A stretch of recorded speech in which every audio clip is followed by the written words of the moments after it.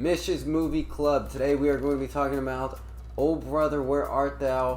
One of the movies that I really love. I saw this movie for the first time about a month ago, 2 months ago, and I've seen it 2 other times since. I feel like I got a really good grasp of this movie, so let's talk about it.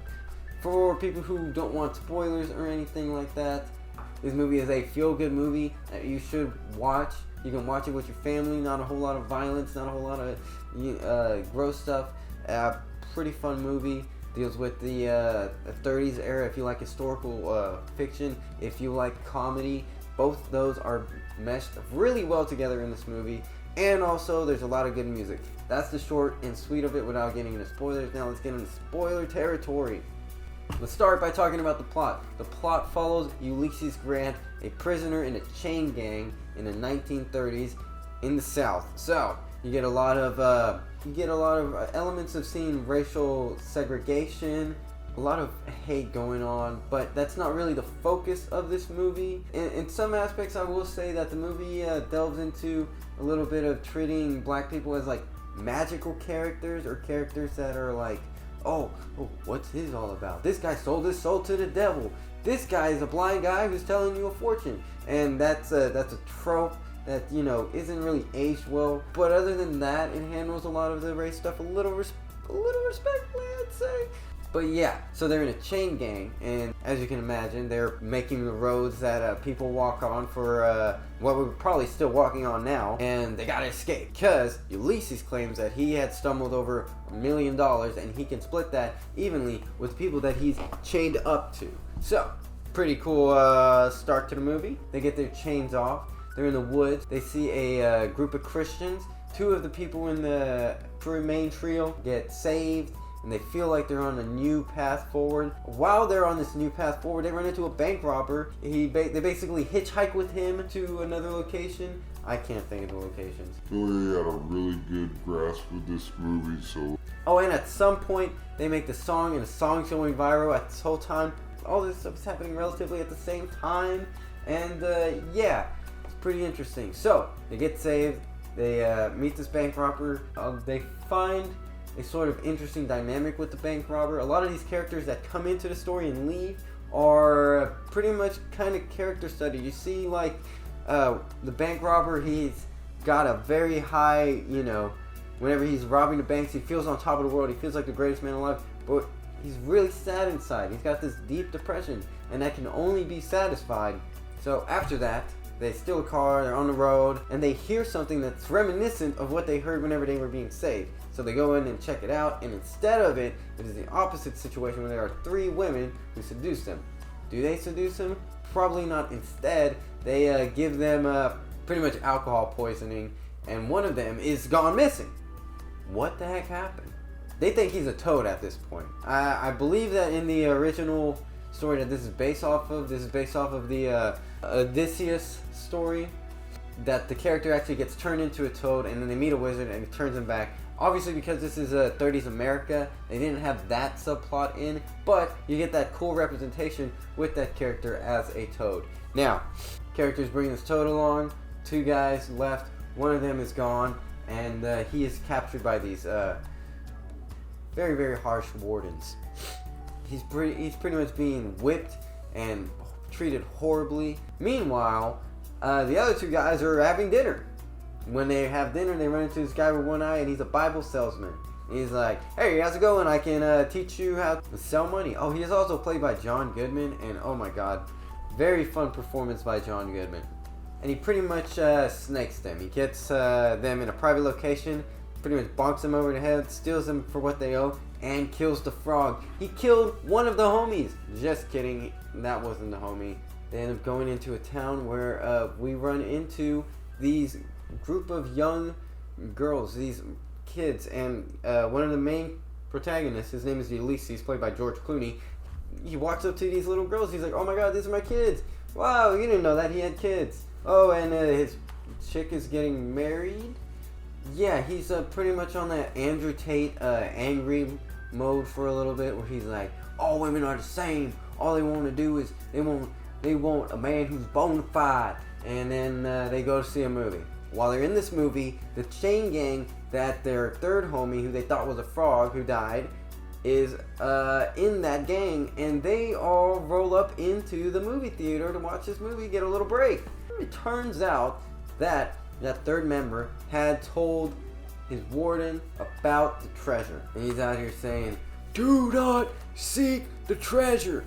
So they break him out, trio's back together, everything's getting dandy, except Ulysses, George Clooney's character, lied to the trio about the treasure. The treasure doesn't even exist. He knew all about his wife getting remarried, and he couldn't live with that, so he had to get the 3 people that he was literally attached to go and get this. So they might be mad at each other and they might be butting heads until they find out that they are right by a KKK rally. That it handles a lot of the race stuff a little respectfully, I'd say, which seems a little random. So they run into this KKK rally and they see that their friend Tommy, who is the black character who had sold his soul to the devil so he could play guitar.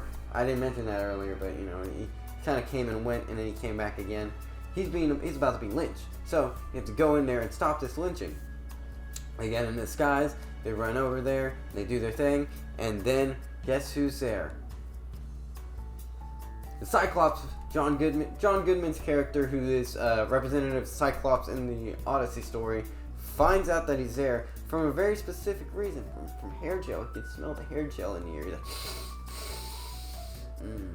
he's got Moco de Gorilla. And when he follows him, they get away, they get Tommy safe and sound, and they kill Cyclops. I had mentioned earlier that they had released a song that was going pretty viral, or whatever 30s version of viral is, and they had decided that they were going to sneak into a place where Ulysses' wife was and play their music. Unbeknownst to them, their song is a smash hit, and everyone is going crazy. There is a lot of moving arcs in this story. One of the Grand Wizards is a politician who's been going against another politician. That other politician is a governor, and that governor finds favor within the audience because everyone finds out that he's going up against a Grand Wizard. I mean, hey, it's part of a secret society. I don't know if we want that in office. So the governor pardons them. All is well and dandy. So the next day, after their relationship is kindled, Ulysses and his wife, he decides to go back to his home and get a ring that he had used to propose to her. And as he's going home with his trio and Tommy, he runs into the warden. And the warden is going to hang all 3 of them and Tommy later, but you know. So on their last dying moments, Ulysses prays out to God. And suddenly the floodgates open. There was a dam that was going to be open and the whole entire valley was going to be flooded, and they had all seemed to forgot about this. A few hints in there. There were newspapers showing that it's going to happen. Very well timed. As if divine intervention, the floodgates open and they are washed away. So all is dandy. Ulysses gets to see his wife again and everything is good. So that's a lot, and I may have been really bad at explaining that. The movie has this very good feel-good element to where, like, even when the characters are in danger, you still feel this really positive feeling. It's really rare that I like a movie because of how positive it is. You know, I like movies like Uncut Gem, where they put you in a very anxious mode throughout the whole movie and lead up to something very climactic. And this movie had sort of the opposite effect, where you feel good about the whole movie. There's some tense scenes, but it's not really super tense. I feel like I'm not too much of a comedy fan when it comes to movies either. I think I tend to stick to mainstream superhero movies a lot, and yeah, those have a comedic element, especially with the MCU and such. This movie is a 2001 comedy. It's obviously a different vibe than those movies that we're getting now. And I don't think, I don't know if a movie like this can be successful nowadays. I mean, maybe it can if word of mouth were to, like, push it over. But even in cases like that, where Oscar buzz and stuff like that is happening, it seems like movies are on a downward spiral. Like this Christmas season, movies didn't have a lot of spunk. We had the Wonka movie and we had an Aquaman movie come out, and it just, nothing happened. All this to say, cheers to good movies, because it seems like they are dying. And Oh Brother, Where Art Thou is an example of a good movie that you can watch at any point in time and feel really good. And I hope we get more movies like that.